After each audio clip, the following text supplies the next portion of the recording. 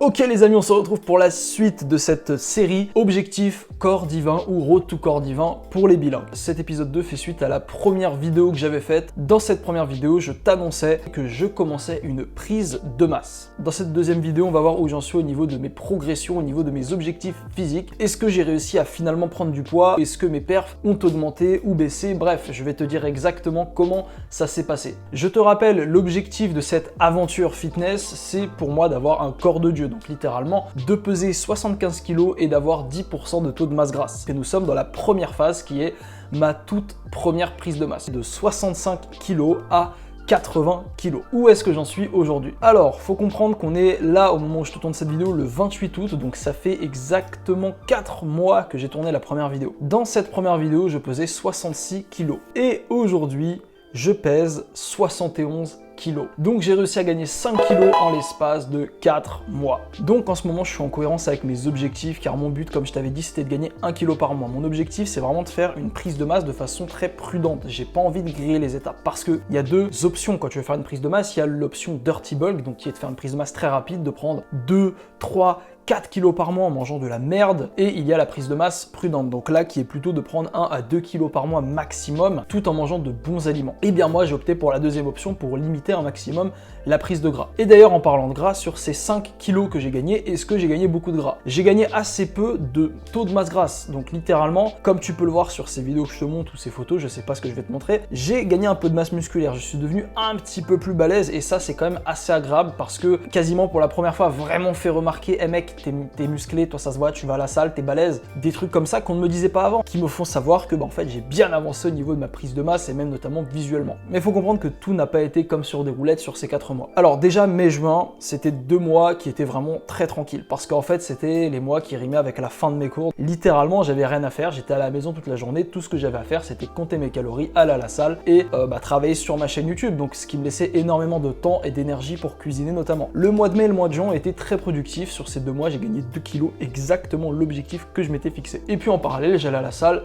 5 à 6 fois par semaine, qui était plutôt cool. Mais c'est au mois de juillet que ça a commencé à se corser parce qu'il faut comprendre qu'au mois de juillet, j'ai travaillé au centre de loisirs. Tous les étés, je me fais un mois au centre de loisirs histoire de me faire un peu de bif. Et il faut comprendre que quand tu bosses au centre de loisirs, c'est assez compliqué d'avoir tes calories. Parce qu'il faut comprendre qu'à l'école, on mange la même chose que les enfants. C'est juste qu'on mange un tout petit peu plus que, mais va taper 3000 calories en mangeant des coquillettes ou des brocolis à midi. C'est quasiment impossible. Donc j'ai pris un petit peu de retard sur ma prise de masse et j'ai quand même réussi à limiter la casse parce que j'ai réussi à me maintenir. Donc à ce moment-là, j'étais 69 kg et demi, 70 kg presque. J'ai réussi à maintenir ce poids sur tout le mois. Mais un truc qui a été vraiment casse-couille et qui m'a retardé en juillet, c'est vraiment la musculation pure, donc au niveau de l'entraînement. Parce que comme je te dis, je travaillais au centre et forcément, je pouvais pas aller à la salle 5-6 fois par semaine parce que j'étais claqué, tu sais. Tu fais du 8h, 17h30 à t'occuper de gamins, t'es debout toute la journée, t'es claqué.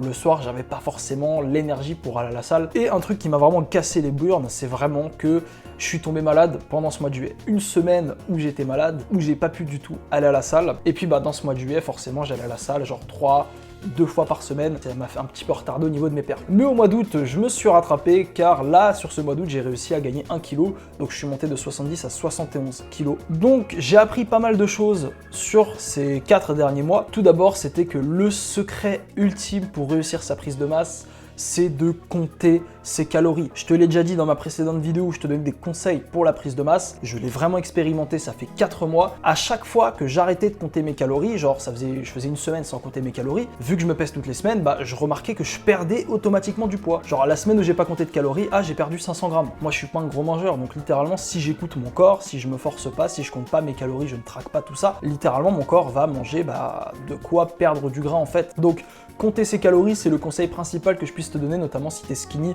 et que toi t'es quelqu'un qui a vraiment du mal à prendre du gras. Force-toi, tu dois compter tes calories. Calcule ton total de maintenance sur un site internet, rajoute genre 200 à 400 calories et puis compte vraiment moi ces calories pendant tous les jours. Donc la suite, qu'est-ce qui va se passer? Mon objectif d'ici décembre, c'est d'arriver à 75 kg. Comme ça veut dire qu'en 2023, il me restera que 5 kilos à gagner. Alors là, je vais reprendre les cours, donc ça va être un peu compliqué de combiner à la fois les cours et en même temps la bouffe, l'entraînement. Il va falloir que vraiment je trouve un système qui marche très bien. Et puis en parallèle de mes objectifs en termes de prise de masse, je vais avoir mes objectifs en termes de charge. D'ailleurs, on va y venir juste après à mes charges actuelles. Au niveau de mes charges, j'ai envie à la fin d'année d'être à 100 kg au développé couché. Au squat, mon but, ça va être d'atteindre les 140 kg pour 3 répétitions. Et au soulevé de terre, mon but, ça va être d'avoir une rep à 180 kg. Des objectifs assez ambitieux, mais pas inatteignables, de quoi bien me challenger. Et puis de toute façon, vu que je suis en prise de masse, je peux vraiment pousser à fond, vu que j'ai beaucoup d'énergie quand je suis en prise de masse. Début 2023, qu'est-ce qui va se passer? Ça va être plutôt, je vais passer en programme hypertrophie. Et c'est d'ailleurs à ce moment-là que je vais travailler les muscles esthétiques. Donc comme je te disais, ma vidéo de la semaine dernière où je te disais le guide complet pour construire un corps esthétique, c'est littéralement ce guide-là que je suis en train de suivre. Et on va passer à l'étape 2 qui est l'hypertrophie au mois de janvier 2023 quand je serai à 75, ce qui fait que je pourrais prendre 5 kg et vraiment rattraper certains points faibles. Bref, un truc focus sur l'esthétique. Et ensuite, en printemps 2023, quand je serai à 80 kg normalement,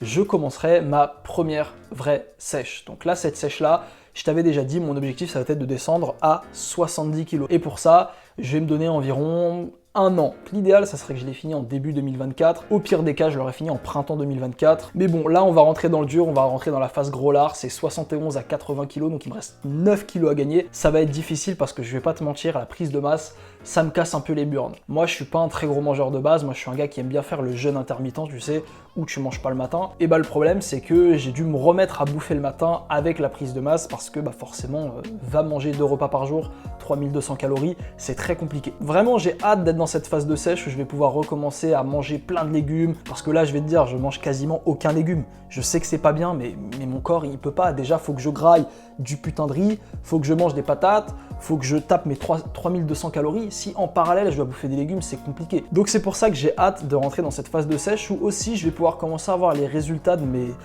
exercices pour le visage. Donc je t'ai parlé, par exemple, de comment voir les joues creuses. C'est ce que je suis en train de faire actuellement et je vois que ça commence à se creuser, mais le problème c'est que vu que je suis aux alentours de 15-16% de body fat, on voit pas forcément les résultats, donc j'ai vraiment hâte de descendre notamment aux alentours des 12 pour commencer à avoir vraiment des résultats. Donc là on va passer à mes performances. Alors commençons avec le développé couché. Dans ma dernière vidéo, on était au mois de mai, je te disais que je soulevais 75 kg au développé couché. Aujourd'hui, je soulève 87,5 kg. Ensuite, au squat, je suis passé de 90 kg à 120 kg. Alors là, j'ai vraiment bien progressé. C'est un exo que je gère hyper bien, j'adore cet exo. Et puis, au soulevé de terre, je suis passé de 120 kg à 150 kg pour une répétition. Autre action, je tiens quand même à te dire que en fait, le lest, je l'ai passé de 15 à 20 kg. Et pour les dips, je laisse toujours à 30 kg parce qu'en fait, j'ai un peu délaissé cet exo-là, je vais pas te mentir, au profit du développé couché prise serrée que je me suis mis à faire. Donc bref, voilà. Le but ici, c'est pas de flex, c'est pas de me la péter parce qu'en fait, au cas où tu ne saurais pas, je compte créer un guide complet pour développer son corps de Dieu et là, je suis actuellement en train d'appliquer en fait cette méthode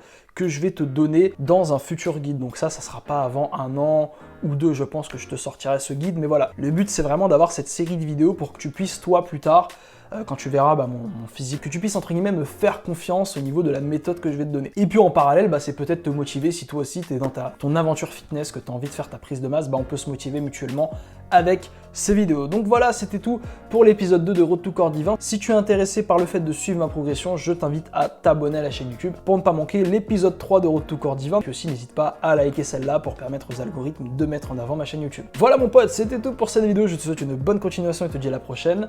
Allez, ciao!